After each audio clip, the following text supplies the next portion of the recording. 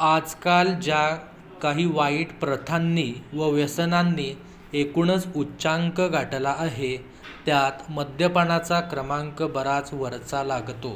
स्वातंत्र्यपूर्व काळात थोडासा आढावा घेतल्यास त्याही वेळी मद्यपान अस्तित्वात होतेच असे दिसते. ब्रिटिशांच्या काळात एका विशिष्ट वर्गापुरतेच मद्यपान निगडीत होते. त्या समाजात मद्यपानाला एक वेगळीच प्रतिष्ठा प्राप्त झालेली होती.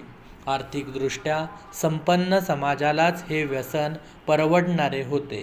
पण स्वातंत्र्योत्तर काळात फार मोठा फरक झाला आहे.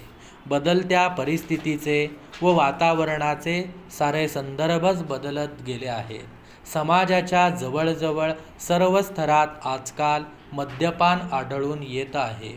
आणि खेदाची गोष्ट म्हणजे केवळ पुरुषच मद्यपान करतात असे नव्हे, तर उच्चभ्रू समजल्या गेलेल्या समाजातील स्त्रिया देखील आजकाल मद्यपान करताना आढळून येत आहेत. आजकाल समाजात मद्यपानाला एक वेगळी सामाजिक प्रतिष्ठा प्राप्त झालेली आहे. या प्रतिष्ठेच्या आहारी आम्ही इतके गेलो आहोत की कुठल्याही चांगल्या कामाची सुरुवात करताना मद्यपान एक रंगीत पार्टी गरजेचे व आवश्यक ठरले आहे. आमच्या आधुनिक प्रगतीच्या व्याख्या, पुरोगामित्वाच्या कल्पना या पूर्णपणे बदलत गेल्या आहेत. दारू न पिणारा प्रतिगामी आणि दारू पिऊन येणारा पुरोगामी ठरला आहे. सामाजिक, आर्थिक, राजकीय, वैचारिक देवाणघेवाण करण्यासाठी व संबंध कायमस्वरूपी ठेवण्यासाठी मद्यपान जणू एक अनिवार्य घटक बनला आहे.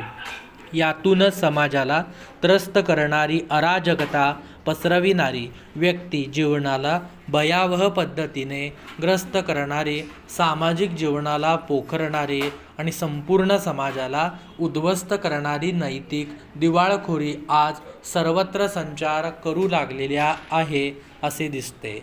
यात केवळ गरीब समाज वा नोकरदारच आहे असे नव्हे, तर महाविद्यालयीन युवक युवतींचा फार मोठा वर्ग यात सामील असल्याचे दिसते. यात युवा शक्तीला वेगळीच आवर घालता आली नाही तर उद्याची परिस्थिती भयावह होणार आहे, यात शंकाच नाही.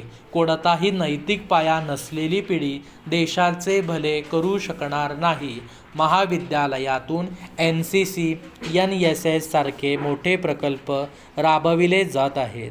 प्रौढ शिक्षणाची गरज लक्षात घेऊन यात युवक युवतींचा सहभाग करून घेण्याची धडपड चालू आहेच.